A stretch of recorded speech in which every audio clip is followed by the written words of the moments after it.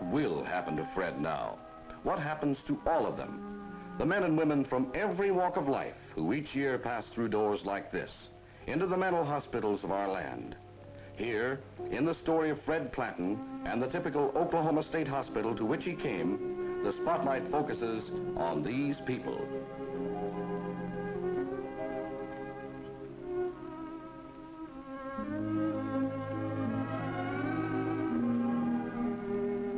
Many patients are old, and often theirs is a tragedy of hospitals such as this.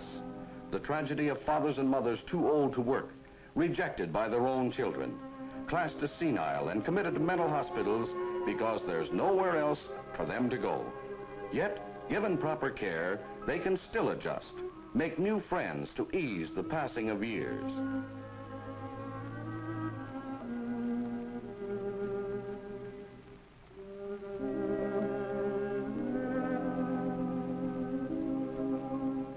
Some patients are disturbed, unable to care for themselves in normal life situations.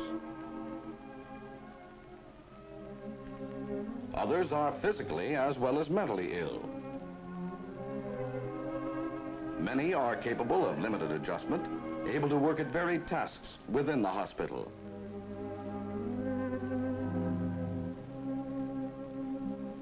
There's the veteran returned from years of service overseas. The farmer who had never set foot outside his home county till he came here. Deterioration, chronic conditions limit hope for some. Others may go home tomorrow.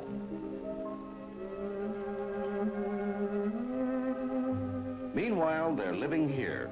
3,200 men and women all gathered together in a modern mental institution, a city in itself, complete with every facility for effective treatment. Though shortages in hospital personnel do exist, patients are secure and comfortable, and most of them are happy. For while mere custodial care can never be enough, a favorable environment and human comforts are essential in any therapeutic system.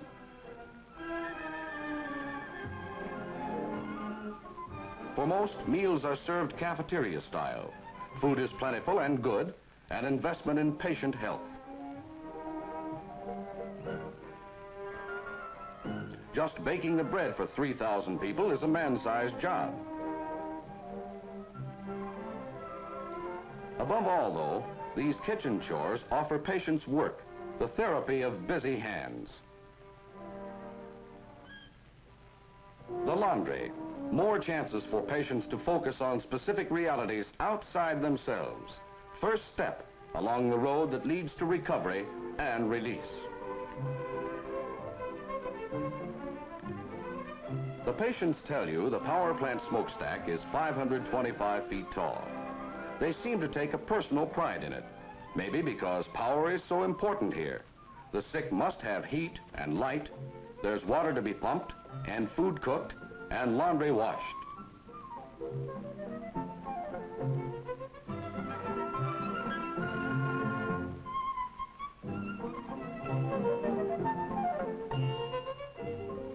Patients must be housed, and today's new hospital buildings center on human needs and comfort. Whether they provide living quarters or treatment facilities, whether they're for convalescents, older people, the tubercular, veterans, or occupational therapy, these modern structures are part of a long-range integrated plan to improve conditions for all who live within these grounds.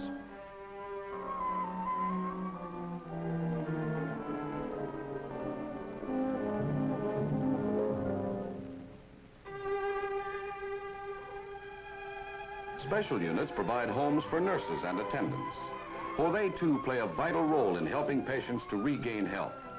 In addition to the regular staff, student nurses come here to learn to recognize and care for the mentally ill.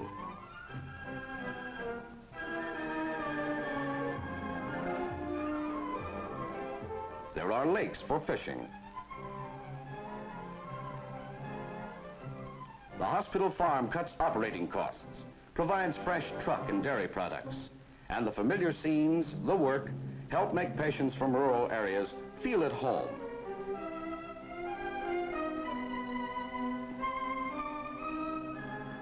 They come from all sorts of homes, these patients, all kinds of backgrounds. But somewhere along the line, life became too much for them.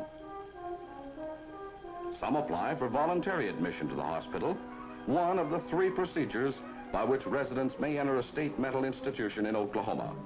Many former patients return of their own free will when new troubles assail them. All applicants for voluntary admission are held a minimum of 15 days for examination before they may be released.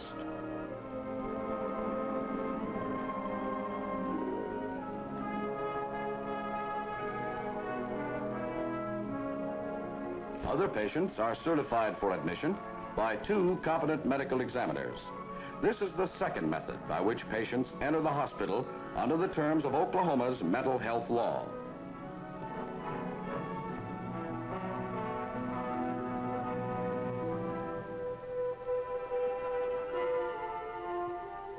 The majority, however, come by court order, committed either by a judge or a 6-man jury. This was the case with Fred Clanton. Fred Clanton? Oh, yes. How are you, Fred? Well, I'd be all right if they just left me alone.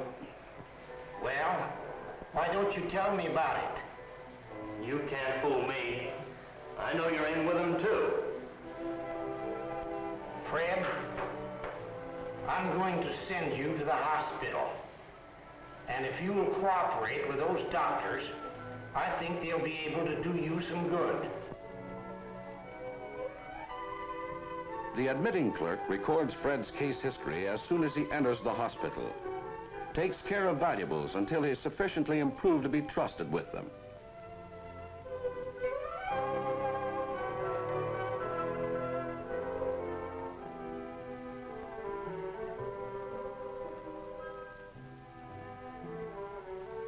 Escorted to the receiving ward by an attendant, he's bathed and outfitted.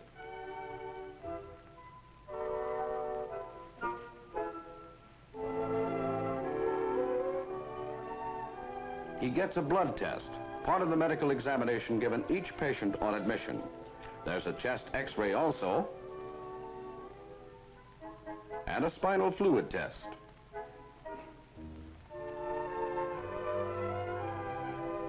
Finally comes a neuropsychiatric check, designed to bring out data related to the patient's mental disorder. They're turning my wife, you know, Betty, against me. They're taking up all her time. Why do you think they're doing you this way? Well, I've been working on this for years. They don't know it, but I'm on to them. You see, if they can just get Betty to team up with them, then they'll all try to get together.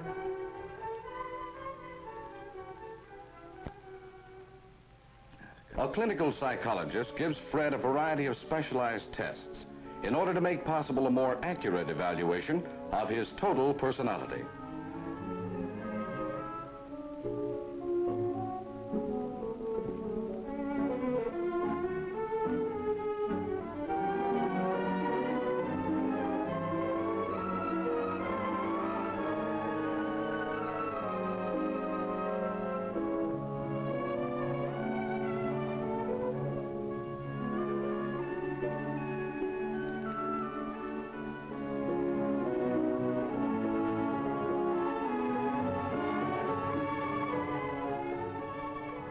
Following the examination and testing, an informal meeting of the hospital staff arrives at a tentative diagnosis of schizophrenia, paranoid type.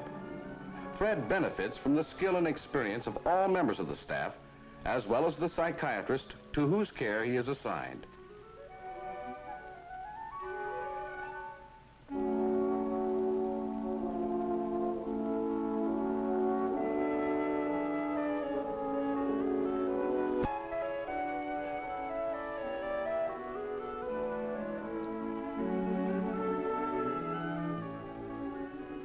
Diagnosis and staff approval completed, the patient is transferred.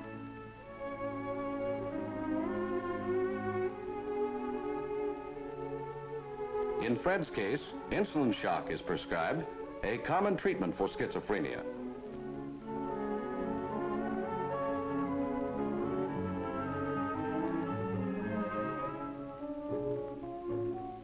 Electroshock therapy may be recommended for other disorders.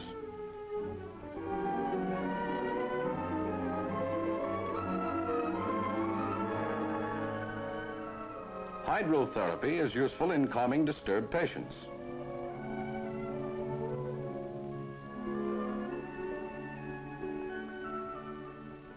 So are sedative packs.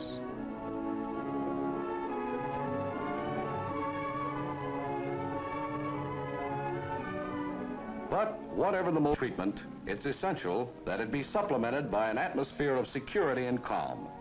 The effective hospital must always serve as a refuge for its patients, a place where they can live quietly during that period of reorientation in which they learn how to achieve a better adjustment to the world outside.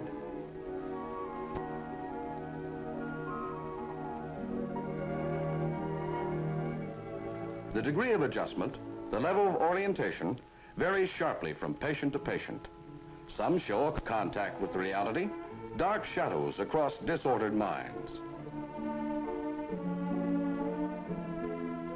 In other wards are light and life, a return from private worlds to the here and now.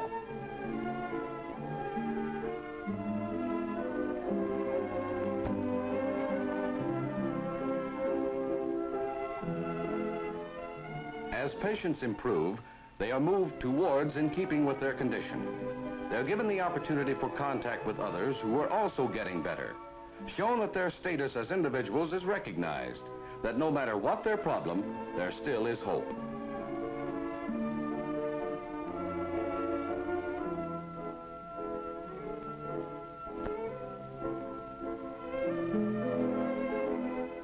In Fred's case, insulin therapy brought relatively quick improvement.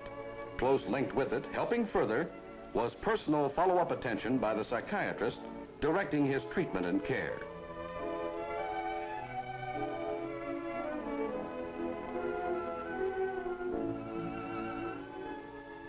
Occupational therapy reinforced shock treatment, helped Fred to draw away from his feelings of antagonism and suspicion, move closer to reality.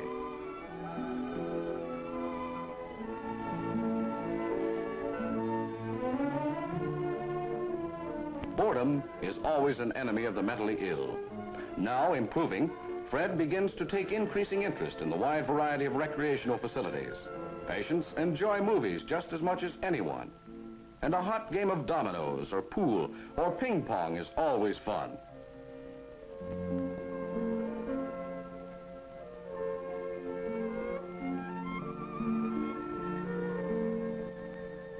The sewing room's popular, and a permanent wave may serve as a milestone of self-respect for many women in spite of the bubble gum.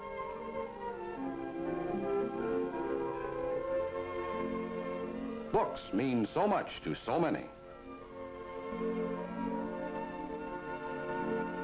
Improvement brings added privileges, a more normal life.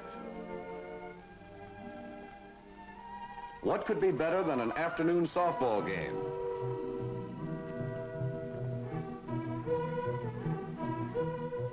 Friday dances give Fred a chance for contact with women on a social plane, help to spark his dormant pride.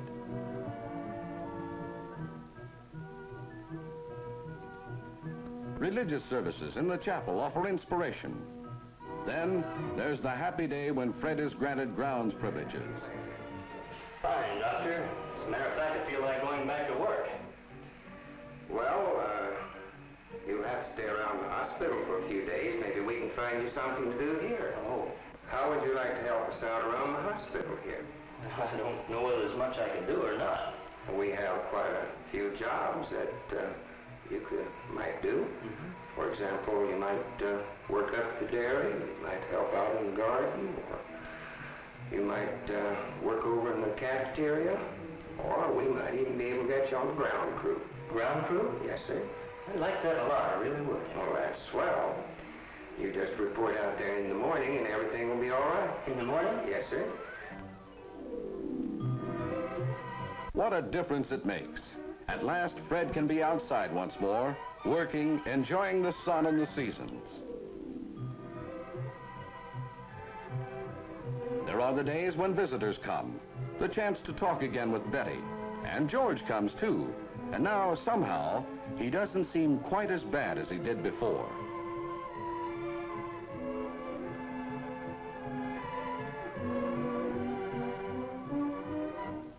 It's not too long till the psychiatrist decides that Fred can try it for a while at home. He talks with Betty and with George, helps them to understand that they too have vital roles to play in aiding Fred to adjust successfully to the world outside.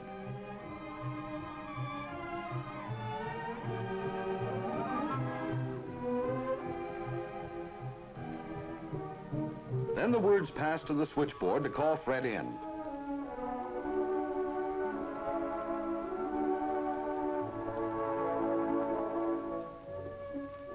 How well he looks.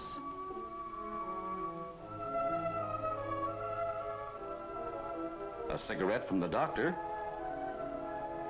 And Fred's hand is steady. Packing at last. A man can be proud of the things he's created with his own two hands, and a hospital can be proud too. Proud to see a patient face the world as a man again.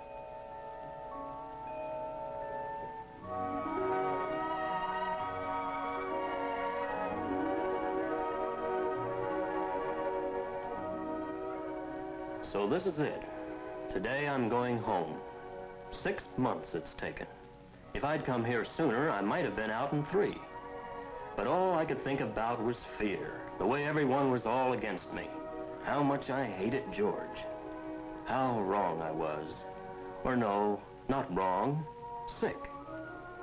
And now that I'm well again, I can't help feeling just a little sad. The way you always do when you leave a place where you've lived, learned, and grown. But I am well, and I know it. I'm able to face the world again. My own hometown. I suppose there'll be some folks who'll stare and talk and sneer. But no matter what they say or do, one thing I know. These people here, this place and time, have given my life back to me.